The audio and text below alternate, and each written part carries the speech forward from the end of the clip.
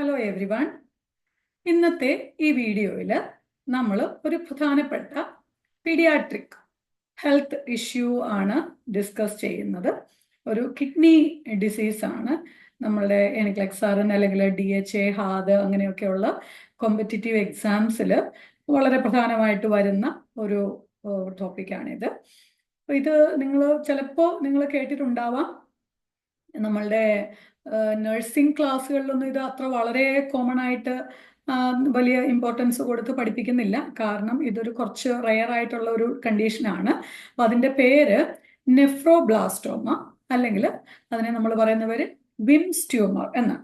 WILM', Wilms tumour.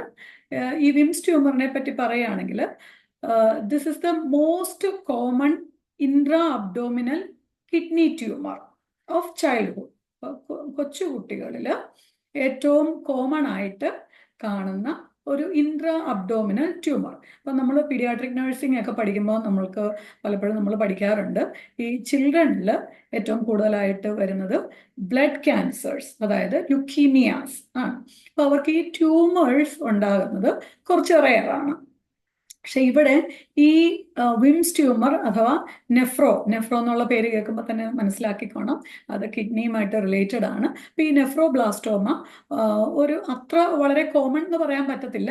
പക്ഷെ ഒരു കുട്ടിക്ക് ഒരു ഇൻട്രാ അബ്ഡോമിനൽ ട്യൂമർ ഉണ്ടെന്ന് ഡയഗ്നോസ് ചെയ്താൽ അത് മോസ്റ്റ് പ്രോബബ്ലി ഈ നെഫ്രോബ്ലാസ്റ്റോമ അല്ലെങ്കിൽ വിംസ് ട്യൂമർ ആയിരിക്കും. അപ്പോൾ നമുക്കറിയാം, കിഡ്നി എന്ന് പറയുന്നത് ദർ ആർ 2 കിഡ്നീസ്, 2 കിഡ്നി ഉണ്ട്. അപ്പം രണ്ടും നമ്മുടെ അബ്ഡോമിനൽ ക്യാവിറ്റിയുടെ പുറകുവശത്ത് അല്ലെങ്കിൽ പെരിട്ടോണിയൽ ക്യാവിറ്റിയുടെ പുറത്തായിട്ടാണ് കിഡ്നി സിറ്റുവേറ്റഡ് ആയിരിക്കുന്നത്. അപ്പോൾ ഈ കിഡ്നിയിൽ ട്യൂമർ ഉണ്ടാകുന്നു. അപ്പോൾ ഇത് ഒന്നുകിൽ ഒരു കിഡ്നിയിൽ അല്ലെങ്കിൽ 2 കിഡ്നിയിൽ. ഒരു കിഡ്നിയിൽ വരുന്നതിന് നമ്മൾ യൂണിലാറ്ററൽ എന്നും, അതല്ലെങ്കിൽ 2 കിഡ്നിയിലും ഉണ്ടെങ്കിൽ ബൈലാറ്ററൽ. നമ്മളെപ്പോഴും 2 സൈഡിലും ഉണ്ടെങ്കിൽ അത് കിഡ്നി ആയിക്കോട്ടെ മറ്റെന്തെങ്കിലും ഓർഗൻസ് ആയിക്കോട്ടെ, നമ്മൾ യൂണിലാറ്ററൽ അല്ലെങ്കിൽ ബൈലാറ്ററൽ, യൂണി എന്ന് വെച്ചാൽ 1, ബൈ എന്ന് വെച്ചാൽ 2, യൂണിലാറ്ററൽ അല്ലെങ്കിൽ ബൈലാറ്ററൽ എന്ന വാക്കുകൾ ഉപയോഗിക്കും. പിന്നെ ഈ ട്യൂമറിന് കുറച്ച് പ്രത്യേകതകളുണ്ട്. പിന്നെ അതുപോലെ ഇതിൻ്റെ ക്ലിനിക്കൽ ഫീച്ചേഴ്സ്, പിന്നെ അതുപോലെ അതിൻ്റെ ഡയഗ്നോസ്റ്റിക് ടെസ്റ്റ് ഈസിയാണ്.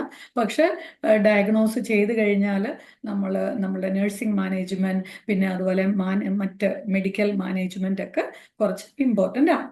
ഓക്കെ, അപ്പോൾ അതിനകത്തോട്ട് നമുക്ക് പോകാം. അപ്പോൾ അതിനു മുൻപ് നമ്മളുടെ ഈ ക്ലിനിക്കൽ ഫീച്ചേഴ്സിലേക്ക് പോകാം.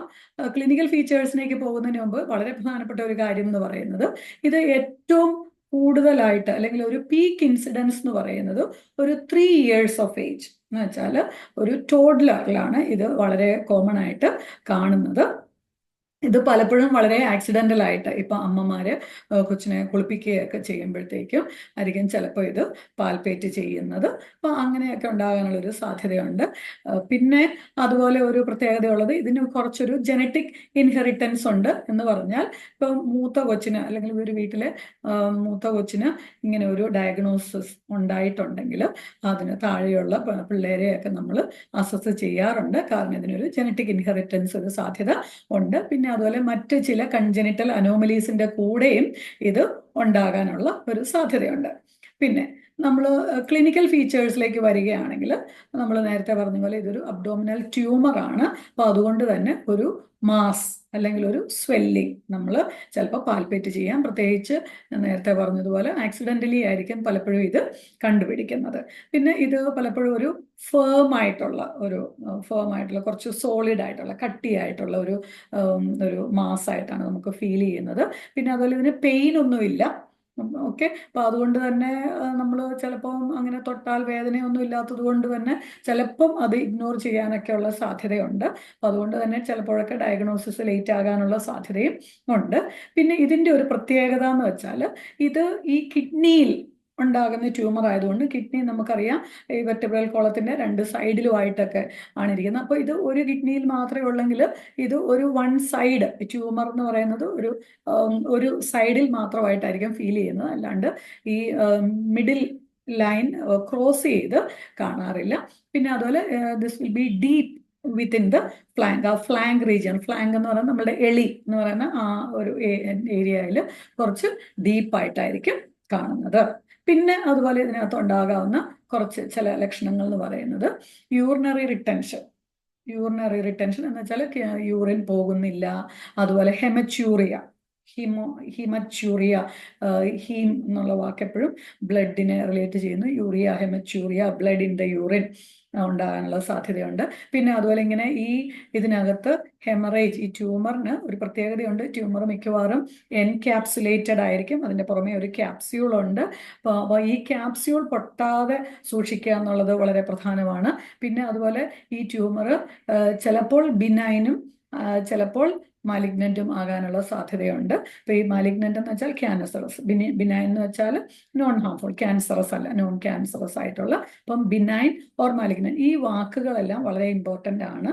പ്രത്യേകിച്ച് നിങ്ങളൊരു ബിഗിനർ ആണെങ്കിൽ, നഴ്സിംഗ് പഠിച്ചുകൊണ്ടൊക്കെ ഇരിക്കുന്ന സ്റ്റുഡൻറ്റ് ആണെങ്കിൽ, അതല്ലെങ്കിൽ നമ്മൾ നഴ്സിംഗ് കഴിഞ്ഞു നമ്മൾ എക്സാം ഒക്കെ എഴുതാൻ പ്ലാൻ ചെയ്യുന്ന ആളാണെങ്കിൽ ഈ വാക്കുകളൊക്കെ നമ്മൾ പ്രത്യേകിച്ചൊന്ന് പഠിച്ചോണം കേട്ടോ. കാരണം ഇങ്ങനത്തെ ട്യൂമറുകളെ പറ്റിയൊക്കെ പറയുമ്പോൾ നമ്മളെപ്പോഴും ബിനൈൻ, മലിഗ്നന്റ് എന്നൊക്കെയുള്ള വാക്കുകൾ നമ്മൾ ഉപയോഗിക്കാറുണ്ട്. പിന്നെ അതുപോലെ എൻക്യാപ്സുലേറ്റഡ്, പിന്നെ അതുപോലെ ഈ ഹെമച്യൂറിയ, അന്യൂറിയ, ഒലിഗ്യൂറിയ, അതുപോലെ യൂറിനറി റിട്ടൻഷൻ, ഇങ്ങനെയൊക്കെയുള്ള വാക്കുകൾ ഒക്കെ ഇമ്പോർട്ടൻ്റ് ആണെന്ന് ഓർക്കുക. ഓക്കെ. അപ്പം ഇവിടെ ഈ ചിലപ്പോൾ ഈ ട്യൂമറിനകത്ത് ബ്ലീഡിംഗ് ഒക്കെ ഉണ്ടാകാനുള്ള സാധ്യതയുള്ളത് കൊണ്ട് അനീമിയയ്ക്കൊക്കെ ഒരു സാധ്യതയുണ്ട്. പിന്നെ അങ്ങനെ അനീമിയ വന്നു കഴിഞ്ഞാൽ നമുക്കറിയാം പാലർ, പിന്നെ അതുപോലെ പാലർ എന്ന് വെച്ചാൽ പെയിൽ ഡിസ്കളറേഷൻ ആണ് പാലർ എന്ന് പറയുന്നത്. അതുപോലെ അനോറക്സിയ എന്ന് വെച്ചാൽ ലോസ് ഓഫ് ആപ്പിറ്റൈറ്റ്, അതുപോലെ ലെത്താർജി, ഭയങ്കര ക്ഷീണം ഒക്കെ ഉണ്ടാകാറുണ്ട്. പിന്നെ അതുപോലെ വളരെ പ്രധാനപ്പെട്ട ഒരു ക്ലിനിക്കൽ ഫീച്ചറാണ് ഹൈപ്പർ ടെൻഷൻ. അവർക്ക് BP കൂടുതലായിട്ട് വരാറുണ്ട്. അതിനൊരു പ്രധാന കാരണം എന്ന് പറയുന്നത് നമുക്കറിയാം ഈ കിഡ്നി സെക്രീറ്റ് ചെയ്യുന്ന റെനിൻ എന്ന് പറയുന്ന ഒരു വസ്തു ഇവിടെ കൂടുതലായിട്ട് വരാം. അപ്പോൾ ഈ റെനിൻ നമ്മളുടെ ബ്ലഡ് പ്രഷർ കൂട്ടുന്ന, അതിനെ കുറച്ച് ഫിസിയോളജി ഒക്കെ ഉണ്ട്, അതിലേക്കൊന്നും ഞാൻ ഡീറ്റെയിൽഡ് ആയിട്ട് പോകുന്നില്ല. അപ്പോൾ അതാണ് ഈ ഹൈപ്പർ ടെൻഷൻ ഉണ്ടാകാനുള്ള ഒരു സാധ്യത കൂട്ടുന്നത്. പിന്നെ അതുപോലെ നമുക്കറിയാം ഈ കിഡ്നി ഫെയിലിയറും അല്ലെങ്കിൽ കിഡ്നി റിലേറ്റഡ് ആയിട്ടുള്ള ഡിസീസ് വരുമ്പോഴൊക്കെ അവിടെയെല്ലാം ഈ ഹൈപ്പർ ടെൻഷൻ ഒരു കാരണമാണ്. അതിൻ്റെ ഒരു റീസൺ എന്ന് പറയുന്നത് ഈ റെനിൻ ആണെന്ന് കൂടി ഇതിൻ്റെ കൂടെ ഓർക്കുക. ഓക്കെ. പിന്നെ അതുപോലെ ചിലപ്പം കുറച്ച് കൂടുതലായിട്ട് ഒക്കെ വന്നു കഴിഞ്ഞാൽ, അല്ലെങ്കിൽ ചിലപ്പോൾ ഇവിടെ മെറ്റാസ്റ്റേസിസ് ഒക്കെ ഉണ്ടാകാനുള്ള സാധ്യതയുണ്ട്. അപ്പം അങ്ങനെയൊക്കെ എന്തെങ്കിലും ഉണ്ടെങ്കിൽ, ലങ് ഇൻവോൾവ് ഒക്കെ ആണെങ്കിൽ ഡിസ്നിയ, ഷോർട്ട്നെസ് ഓഫ് ബ്രെത്ത്, അല്ലെങ്കിൽ പെയിൻ ഇൻ ദ ചെസ്റ്റ് ഒക്കെ ഉണ്ടാവാനുള്ള സാധ്യതയുണ്ട്. അത് ലങ്ങിൽ തൊട്ട് ഇത് മെറ്റാസ്റ്റസൈസ് ചെയ്തിട്ടുണ്ട്. മെറ്റാസ്റ്റസൈസ് ചെയ്യാന്ന് വെച്ചാൽ അതിൻ്റെ പ്രൈമറി സൈറ്റിൽ നിന്ന്, ഏത് ഒരു ട്യൂമർ ആണെങ്കിലും അതിൻ്റെ പ്രൈമറി സൈറ്റിൽ നിന്ന് മറ്റ് ഓർഗൻസിലേക്ക് സ്പ്രെഡ് ചെയ്യുന്നതിനെ പറയുന്ന പേരാണ് മെറ്റാസ്റ്റേസിസ്. അപ്പം ഈ വാക്കുകളെല്ലാം ഓർത്തിരിക്കുക. ഇനി നമ്മൾ ഇങ്ങനെ ഒരു സംഭവം, ഒരു ഡൗട്ട് വന്നാൽ ഒരു അമ്മ അല്ലെങ്കിൽ ഒരു പേരൻസ് കൊച്ചിനെ കൊണ്ട് ഹോസ്പിറ്റലിൽ വന്നു കഴിഞ്ഞാൽ നമ്മൾ സാധാരണഗതിയിൽ ക്ലിനിക്കൽ ഫീച്ചേഴ്സ് ഒക്കെ വെച്ചിട്ട്, പിന്നെ നമ്മളത് സ്കാൻ, അബ്ഡോമിനൽ സ്കാൻ, അൾട്രാസൗണ്ട് വെച്ചിട്ടാണ് നമ്മളിത് ഡയഗ്നോസ് ചെയ്യുന്നത്. അപ്പോൾ അങ്ങനെ ആ ഒരു സസ്പീഷൻ, അല്ലെങ്കിൽ നമ്മളത് ഡയഗ്നോസ് ചെയ്തു, ക്ലിനിക്കൽ ഫീച്ചേഴ്സ് ഒക്കെ വെച്ചിട്ട് നമ്മൾ ഡയഗ്നോസ് ചെയ്ത് കഴിഞ്ഞാൽ വളരെ പ്രധാനപ്പെട്ട ഒരു കാര്യമാണ് avoid palpation of the abdomen. നമ്മളിങ്ങനെ ഈ നെഫ്രോബ്ലാസ്റ്റോമ അല്ലെങ്കിൽ വിംസ് ട്യൂമർ ഡയഗ്നോസ് ചെയ്ത് കൊച്ചിൻ്റെ ബെഡിൽ നമ്മളിങ്ങനെ ബോർഡ് വെച്ചേക്കും, ഡു നോട്ട് പാൽപേറ്റ് അബ്ഡമൻ. ഇത് വളരെ പ്രധാനപ്പെട്ട, വീണ്ടും നമ്മൾ നെഫ്രോബ്ലാസ്റ്റോമ ആയിട്ട് റിലേറ്റഡ് ആയിട്ടുള്ള വളരെ പ്രധാനപ്പെട്ട ഒരു നഴ്സിംഗ് കെയർ ആണ്. പിന്നെ അതുപോലെ നമ്മൾ സ്പഞ്ച് ബാത്ത് കൊടുക്കുക, അല്ലെങ്കിൽ കൊച്ചിനെ കുളിപ്പിക്കുകയൊക്കെ ചെയ്യുമ്പോഴും ഒക്കെ നമ്മൾ പേരൻസിനും ഈ ഇൻസ്ട്രക്ഷൻ കൊടുക്കണം. പിന്നെ അതുപോലെ നമ്മൾ ഈ അബ്ഡോമിനൽ ഗർത്ത് ഡെയിലി മോണിറ്റർ ചെയ്യുക, വൈറ്റൽ സൈൻസ് മോണിറ്റർ ചെയ്യുക, പ്രത്യേകിച്ച് ബ്ലഡ് പ്രഷർ മോണിറ്റർ ചെയ്യുക. പിന്നെ നമുക്കറിയാം ഇതൊരു ട്യൂമറാണ്. അപ്പോൾ അതുകൊണ്ട് തന്നെ ഇതിൻ്റെ മാനേജ്മെൻറ്റിൽ സർജറി ഒരു പ്രധാനപ്പെട്ട മാനേജ്മെൻ്റ് ആണ്. അപ്പോൾ ഇവിടെ മിക്കവാറും നമ്മൾ ആ ട്യൂമർ അലോങ് വിത്ത് ട്യൂമർ നമ്മൾ കിഡ്നി, അത് പാർഷ്യൽ അല്ലെങ്കിൽ ടോട്ടൽ നെഫ്രെക്ടമി, എക്ടമി എന്നുള്ള വാക്ക് വീണ്ടും റിമൂവൽ. ഓക്കെ. നെഫ്രെക്ടമി എന്ന് വെച്ചാൽ കിഡ്നി റിമൂവൽ ആണ്. പിന്നെ അതിൻ്റെ കൂടെ തന്നെ ഇതൊരു നമ്മൾ പിന്നെ അത് ബയോപ്സിക്കൊക്കെ വിടുന്നു. അപ്പോൾ അത് ക്യാൻസറസ് ആണെന്ന് കണ്ടു കഴിഞ്ഞാൽ കീമോതെറപ്പി, പിന്നെ ചിലപ്പോൾ റേഡിയേഷനും വേണ്ടി വന്നേക്കാം. പിന്നെ അത് ആ ട്യൂമറിൻ്റെ ഹിസ്റ്റോളജി അല്ലെങ്കിൽ അതിൻ്റെ സ്ട്രക്ചറിനനുസരിച്ചാണ് നമ്മൾ റേഡിയേഷന് ഒക്കെ വേണോ കീമോതെറപ്പി വേണോ എന്നൊക്കെ തീരുമാനിക്കുന്നത്. പിന്നെ അത് കഴിഞ്ഞ് പോസ്റ്റ് ഓപ്പറേറ്റീവ്ലി സർജറി ഒക്കെ കഴിഞ്ഞ് കഴിഞ്ഞാൽ, സർജറി എന്തായാലും അത്യാവശ്യമാണ്. സർജറി കഴിഞ്ഞ് കഴിഞ്ഞാൽ അബ്ഡോമിനൽ സർജറിയാണ്. അപ്പോൾ അതുകൊണ്ട് തന്നെ പേഷ്യൻറ്റിനെ മോണിറ്റർ ചെയ്യുക. ഹെമറേജ്, ഇൻഫെക്ഷൻ ഒക്കെയുള്ള സാധ്യതകളുണ്ട്. നമ്മളുടെ ABC അനുസരിച്ചുള്ള മോണിറ്ററിംഗ് ആണ് നമ്മൾ ചെയ്യുന്നത്. അതുപോലെ വൈറ്റൽ സയൻസ് മോണിറ്റർ ചെയ്യുക. ടെമ്പറേച്ചർ നമ്മൾ എപ്പോഴും ഇൻഫെക്ഷനുമായിട്ട് റിലേറ്റഡ് ആണ്. അതുപോലെ ബ്ലഡ് പ്രഷർ, ഇവിടെ നമ്മൾ പറഞ്ഞു BP കൂടുതൽ ഉണ്ടാകാനുള്ള സാധ്യത പ്രീ ഓപ്പറേറ്റീവ്ലി ഉണ്ട്. പോസ്റ്റ് ഓപ്പറേറ്റീവ്ലി ഈ ട്യൂമർ റിമൂവ് ചെയ്തതിന് ശേഷം ബ്ലീഡിംഗ് ഒക്കെ ഉണ്ടാകാനുള്ള സാധ്യത ഉള്ളത് കൊണ്ട് BP മോണിറ്റർ ചെയ്യണം. അതുപോലെ യൂറിൻ ഔട്ട്പുട്ട് മോണിറ്റർ ചെയ്യുക. സ്ട്രിക്റ്റ് ഇൻടേക്ക് ഔട്ട്പുട്ട് ഇമ്പോർട്ടൻ്റ് ആണ്. അബ്ഡോമിനൽ ഡിസ്റ്റൻഷൻ ഉണ്ടോ എന്ന് മോണിറ്റർ ചെയ്യണം. പിന്നെ അതുപോലെ നമ്മൾ ബവൽ സൗണ്ട്സ്, അബ്ഡോമിനൽ സർജറീസിലെല്ലാം ബവൽ സൗണ്ട്സ് മോണിറ്റർ ചെയ്യുക. പിന്നെ അതുപോലെ ഇവിടെ ഒരു കുറച്ച് സാധ്യത കൂടുതലുണ്ട്, ഇൻറ്റസ്റ്റൈനൽ ഒബ്സ്ട്രക്ഷൻ ഉണ്ടാകാനുള്ള സാധ്യതയുള്ളത് കൊണ്ട് കൂടി ബവൽ സൗണ്ട്സ് നമുക്കറിയാം. പോസ്റ്റ് ഓപ്പറേറ്റീവ്ലി നമ്മൾ ജനറൽ അനസ്തീഷ്യ കൊടുത്തൊരു പേഷ്യൻറ്റിനെ നമ്മൾ ജനറലി നോക്കുന്ന കാര്യങ്ങളൊക്കെയാണ് ബവൽ സൗണ്ട്സ് ഒക്കെ മോണിറ്റർ ചെയ്യുക. ബവൽ സൗണ്ട്സ് തിരിച്ചു വന്നതിന് ശേഷം ആണ് നമ്മൾ ഓറൽ ഫ്ലൂയിഡ്സ് എന്തെങ്കിലുമൊക്കെ കൊടുക്കാനൊക്കെ സ്റ്റാർട്ട് ചെയ്യുന്നത്. ഓക്കെ, അപ്പോൾ ഇത്രയും കാര്യങ്ങളൊക്കെയാണ് നഴ്സിംഗ് മാനേജ്മെൻറ്റിനകത്ത് വരുന്നത്. അപ്പോൾ ഇത് പൊതുവെ ഒന്നുകൂടി പറഞ്ഞാൽ വിംസ് ട്യൂമർ അല്ലെങ്കിൽ നെഫ്രോബ്ലാസ്റ്റോമ ഒരു മോസ്റ്റ് കോമൺ ഇൻട്രാ അബ്ഡോമിനൽ അല്ലെങ്കിൽ kidney tumour of the childhood പിള്ളേരിൽ ഉണ്ടാകുന്ന ഒരു ട്യൂമറാണ്.